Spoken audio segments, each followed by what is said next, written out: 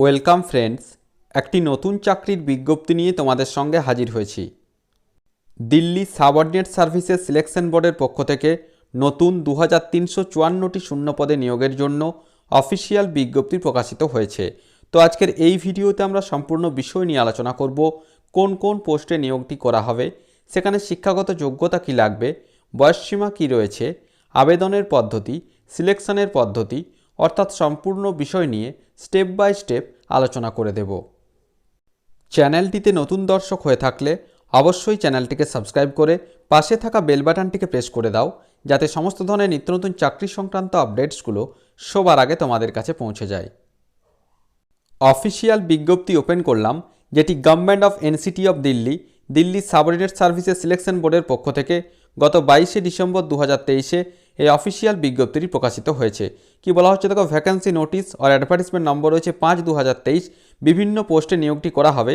কোন কোন পোস্ট এখানে রয়েছে দেখো, কি বলা হচ্ছে, কম্বাইন্ড এক্সামিনেশন 2023 ফর এলডিসি অর্থাৎ lower division clerk, junior assistant, stenographer grade 2, junior stenographer Hindi or English, lower division clerk cum typist, junior stenographer and assistant grade 1, অর্থাৎ বিভিন্ন পোস্টে এই নিয়োগ প্রক্রিয়াটি সম্পন্ন করতে চলেছে Delhi subordinate services selection board. Next আমরা আসছি দেখো, এখানে যে অ্যাপ্লিকেশন প্রক্রিয়া, ওপেনিং ডেট অফ অ্যাপ্লিকেশন এর যে আবেদন প্রক্রিয়া আগামী 9 জানুয়ারি 2024 থেকে শুরু হতে চলেছে।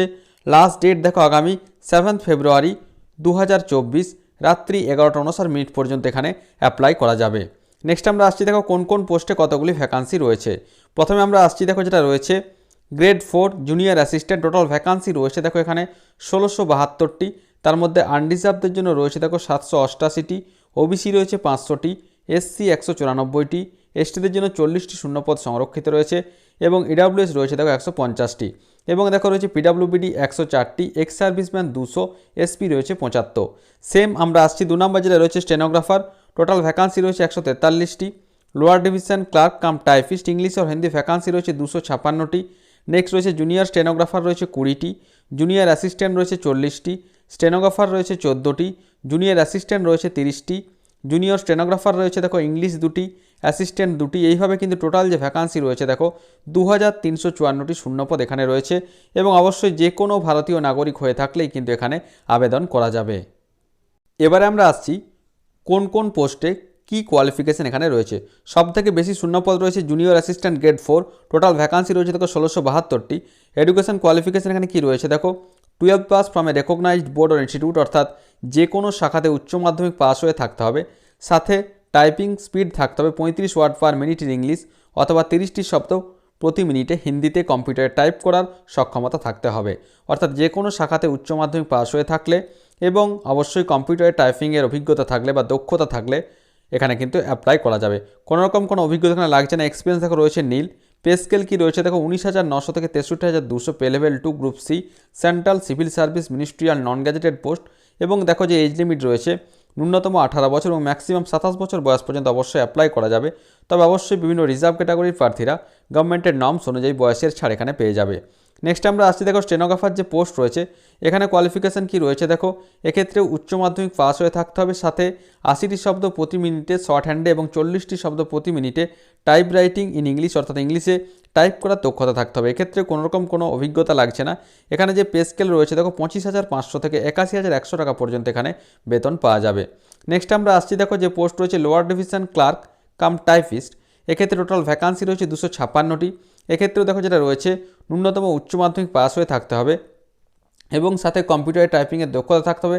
35টি শব্দ প্রতি মিনিটে ইংরেজিতে অথবা 30টি শব্দ প্রতি মিনিটে হিন্দিতে টাইপ করার দক্ষতা থাকতে হবে। পে স্কেল রয়েছে দেখো 19,900 থেকে 63,200 টাকা। এক্ষেত্রেও দেখো বয়সসীমা রয়েছে ন্যূনতম 18 বছর এবং ম্যাক্সিমাম 27 বছর বয়স পর্যন্ত অবশ্যই এখানে অ্যাপ্লাই করা যাবে। নেক্সট আমরা আসছি দেখো যে পোস্ট রয়েছে জুনিয়র স্টেনোগ্রাফার, এক্ষেত্রেও কি রয়েছে দেখো, senior secondary certificates or equivalent required for direct recruits from a recognized board university, অর্থাৎ যে কোনো শাখাতে উচ্চ মাধ্যমিক পাস হয়ে থাকতে হবে এবং শর্ট হ্যান্ড এবং টাইপিংয়ে কিন্তু এখানে দক্ষতা থাকতে হবে। কোনো রকম কোনো অভিজ্ঞতা এখানে লাগছে না। 25,500 থেকে 81,100 টাকা পর্যন্ত এখানে বেতন পাওয়া যাবে। তো এইভাবে যে সমস্ত পোস্টগুলি রয়েছে সমস্ত ক্ষেত্রেই ন্যূনতম উচ্চ মাধ্যমিক পাস হয়ে থাকলে এবং কম্পিউটারে টাইপিংয়ে যদি দক্ষতা থাকে তাহলে কিন্তু অবশ্যই সমস্ত পোস্টের ক্ষেত্রে অ্যাপ্লাই করা যাবে। সমস্ত পোস্টগুলির ক্ষেত্রে ন্যূনতম যে শিক্ষাগত যোগ্যতা উচ্চ মাধ্যমিক যদি থাকে তাহলে অবশ্যই এখানে অ্যাপ্লাই করা যাবে। এলিজিবিলিটি ক্রাইটেরিয়াতে কি বলা হয়েছে দেখো, the candidate must B a citizen of India. যে কোনো ভারতীয় নাগরিক হয়ে থাকলে অবশ্যই এখানে অ্যাপ্লাই করা যাবে, এবং শিক্ষাগত যোগ্যতা, বয়সসীমা, এক্সপিরিয়েন্স, যাবতীয় যে সমস্ত যে চাওয়া হয়েছে ক্রাইটেরিয়াগুলো, সেক্ষেত্রে সমস্ত কিছুই 7ই ফেব্রুয়ারি 2024 মধ্যে কমপ্লিট হয়ে থাকতে হবে। নেক্সট আমরা আসছি কীভাবে অ্যাপ্লিকেশন করতে হবে।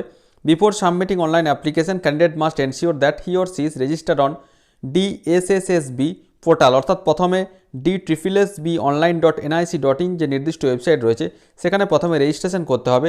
তারপর কিন্তু এখানে অবশ্যই অ্যাপ্লিকেশন করতে হবে। আগামী 9 জানুয়ারি 2024 থেকে এর অ্যাপ্লিকেশন প্রক্রিয়া শুরু হতে চলেছে, এবং দেখো আবেদন করার যে শেষ তারিখ আগামী 7 ফেব্রুয়ারি 2024 রাত্রি 11:59 পর্যন্ত অবশ্যই এখানে অ্যাপ্লিকেশন করা যাবে। নেক্সট আমরা আসছি দেখো অ্যাপ্লিকেশন ফি কত ধার্য করা হয়েছে, ₹100 অনলি, অর্থাৎ এখানে যে অ্যাপ্লিকেশন ফি ধার্য করা হয়েছে দেখো 100 টাকা। ওমেন ক্যান্ডিডেটস আর candidates belonging to scheduled caste, scheduled tribe, PWD, ex service প্রার্থীদের ক্ষেত্রে কোনো যে অ্যাপ্লিকেশন ফি লাগবে না, অর্থাৎ মহিলা প্রার্থী এবং SC ST পিডব্লিউডি এক্স সার্ভিসম্যানদের ক্ষেত্রে এই যে 100 টাকা অ্যাপ্লিকেশন ফি, সেটি কিন্তু অবশ্যই এখানে লাগবে না। নেক্সট আমরা আসছি দেখো এক্সামিনেশন স্কিম, যেটা বলা হচ্ছে দেখো DSSSB will conduct one tyre examination, that is Tier 1 general paper for the post of lower division clerk, junior assistant stenographer grade 2, junior stenographer Hindi or English, lower division clerk cum typist, junior stenographer and assistant grade 1। এখানে দেখো Tier 1 এ কী থাকছে, exam duration থাকছে 2 ঘন্টা, total প্রশ্ন থাকবে দেখো 200টি MCQ টাইপের, total marks থাকছে 200। এখানে দেখো যেটা রয়েছে গ্র্যান্ড টোটাল 200, তার মধ্যে সেকশন এতে থাকছে জেনারেল অ্যাওয়ারনেস 35টি প্রশ্ন, মেন্টাল অ্যাবিলিটি অ্যান্ড রিজনিং থাকছে 35টি প্রশ্ন, numerical ability and data interpretation থাকছে 35টি প্রশ্ন, টেস্ট অফ হিন্দি ল্যাঙ্গুয়েজ থাকছে 35টি প্রশ্ন, টেস্ট অফ ইংলিশ ল্যাঙ্গুয়েজ থাকছে 35টি প্রশ্ন, বেসিক ফর্মুলেটারি উইথ কম্পিউটার্স ইন্টারনেট সংক্রান্ত প্রশ্ন থাকবে 25টি। টোটাল 200 নম্বরের যে Tier 1 এক্সামিনেশন সেটি কিন্তু সম্পন্ন হবে। The questions in the examination will be bilingual Hindi and English except for the language papers which will be language concern only, অর্থাৎ হিন্দি এবং ইংরেজি দুটি ভাষাতে এখানে প্রশ্নপত্র প্রস্তুত করা হবে।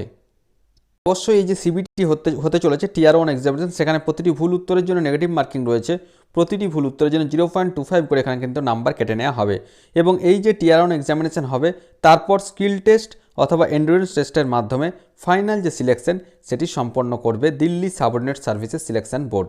তো যাদের নির্দিষ্ট শিক্ষাগত যোগ্যতা রয়েছে, অর্থাৎ উচ্চ মাধ্যমিক পাস রয়েছে, সাথে কম্পিউটারে টাইপিংয়ের দক্ষতা রয়েছে, তারা আগামী 7 ফেব্রুয়ারি 2024 রাত্রি 11:59 মধ্যে পজিটিভলি ফর্ম ফিল আপ করে নিতে পারবে।